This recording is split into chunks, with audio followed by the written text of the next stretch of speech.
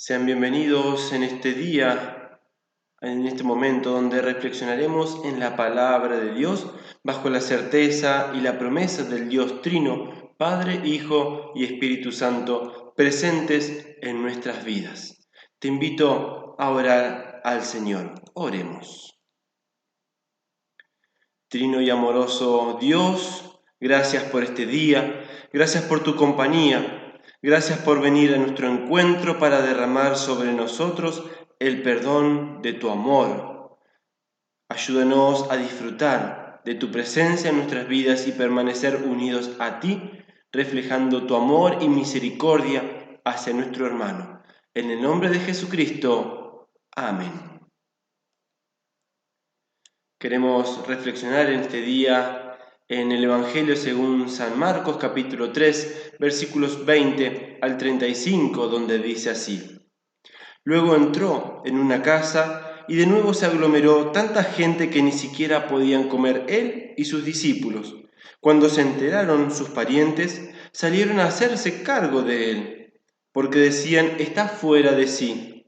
Los maestros de la ley que habían llegado de Jerusalén decían: está poseído por Belcebú, expulsa a los demonios por medio del príncipe de los demonios.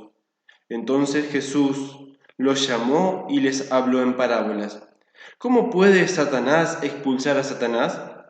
Si un reino está dividido contra sí mismo, ese reino no puede mantenerse en pie. Y si una familia está dividida contra sí misma, esa familia no puede mantenerse en pie.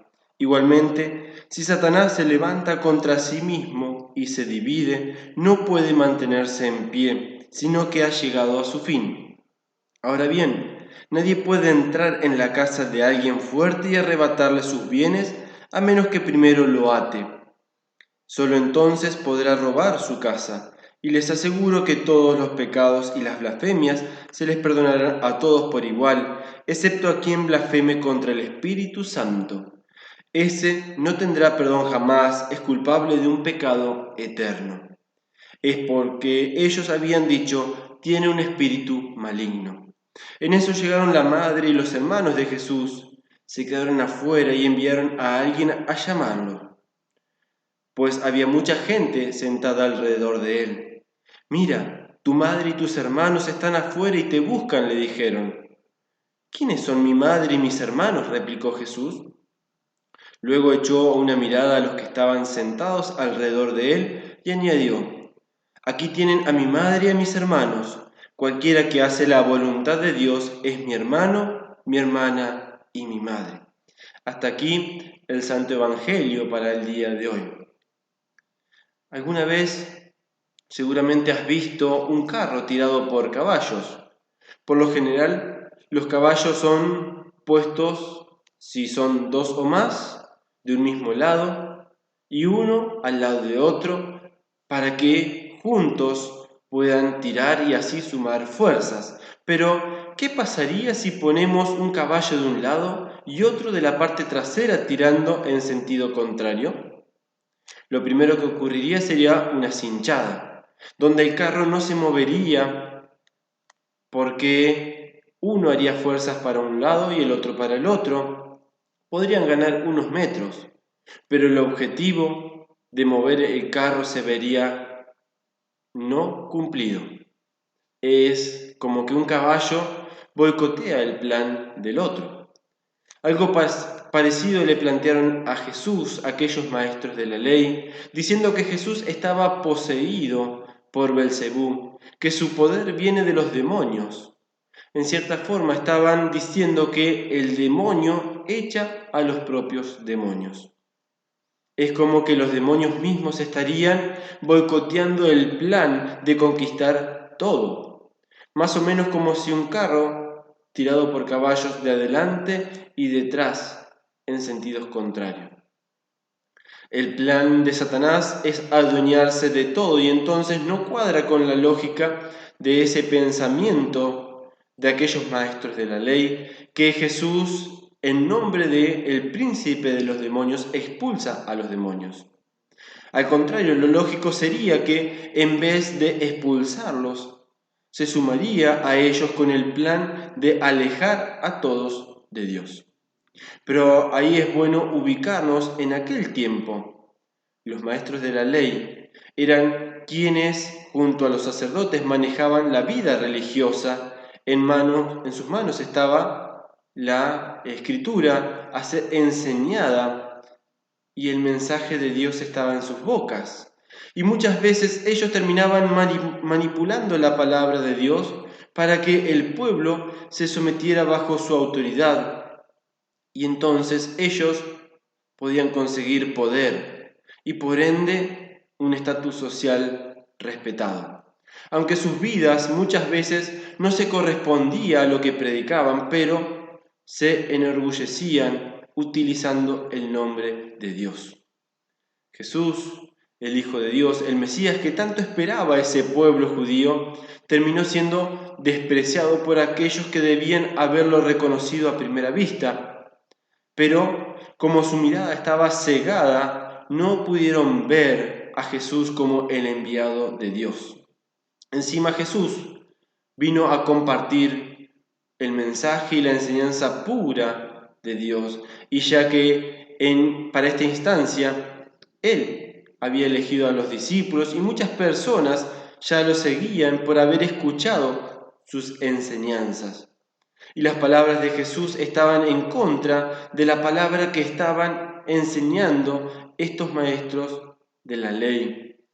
Pero queda claro que ellos tenían en sus manos a las personas y oficialmente eran los que tenían el poder de enseñar la palabra aquí, en la tierra, en contra de un hombre que se hacía llamar Hijo de Dios y que predicaba acerca del reino de los cielos, pero que a veces encima decía incoherencias, obviamente a los oídos humanos y de ellos, como yo estuve desde el principio con Dios, si Él apenas era un hombre joven.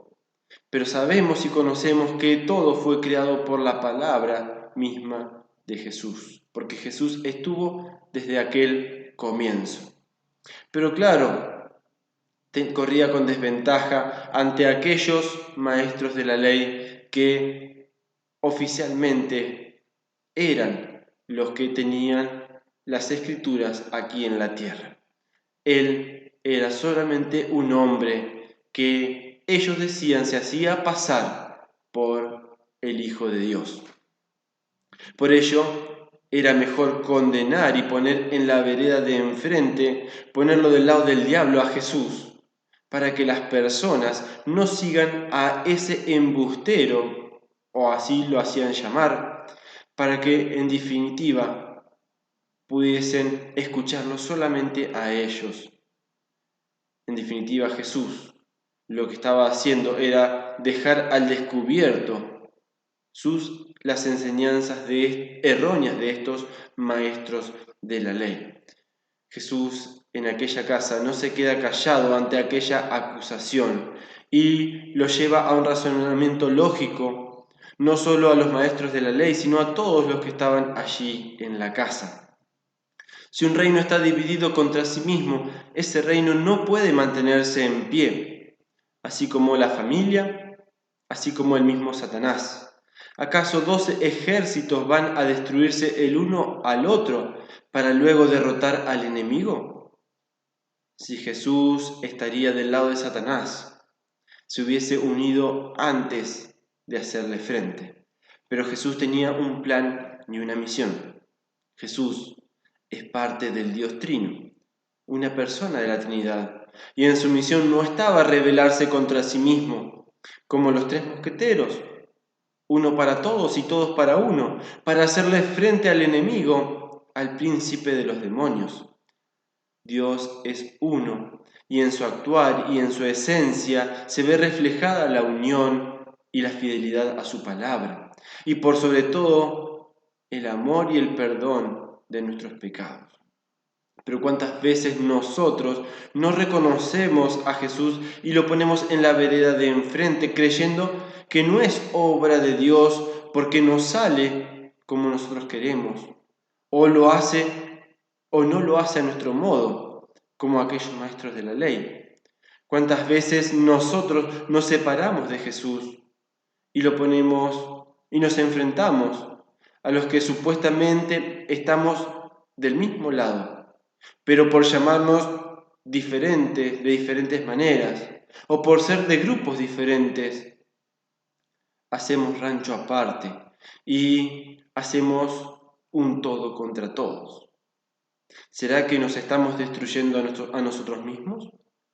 En verdad, destruimos y nos oponemos al plan de Dios. Jesús mismo es quien nos llama a reflexionar y pensar en la unidad que el mismo Dios genera a través de su palabra, porque Él es el único en quien podemos encontrar salvación. Él es el único que puede darnos el perdón. El mismo Jesús es quien nos invita a ir a Él en arrepentimiento para disfrutar el perdón de nuestros pecados, salvo quienes hayan pecado contra el Espíritu Santo, es decir, han despreciado y rechazado al único y verdadero Dios, sumándose al trabajo del enemigo en desparramar y causar división. Dios es quien nos une, es quien se entrega, es quien nos salva. Disfrutemos de esa nueva vida que solo Él puede dar, desatándonos de nuestros pecados para vivir junto a Él eternamente y también en comunión con nuestros hermanos. Sentémonos a la luz de la palabra de Dios para que con su Santo Espíritu nos dirija y nos lleve a la unión en Cristo Jesús. Cualquiera que hace la voluntad de Dios es mi hermano, mi hermana y mi madre, dijo Jesús. Dios nos une para servirlos juntos y en alegría. Disfrutemos de su amor y la hermandad que genera en la gran familia de la fe. La causa del Señor está puesta en nuestras manos, pero nunca olvidemos que la obra es de Él y nosotros solamente somos instrumento en sus manos. Dios está con nosotros, uno para todos y todos para uno, como los caballos unidos tirando juntos de ese mismo carruaje, unidos por un mismo amor, guiados por la palabra de Dios en servicio a ese Dios trino, Dios Padre, Hijo y Espíritu Santo. Disfrutemos de esa vida que Él nos regala para que sirvamos juntos en alegría, en comunión, aquí en la tierra, para dar honra y gloria solamente a Él. Amén. Recibe la bendición del Señor. Que el Señor te bendiga y te guarde, que el Señor haga resplandecer su rostro sobre ti y tenga de ti misericordia, que el Señor vuelva su rostro hacia ti y te conceda su paz. Amén.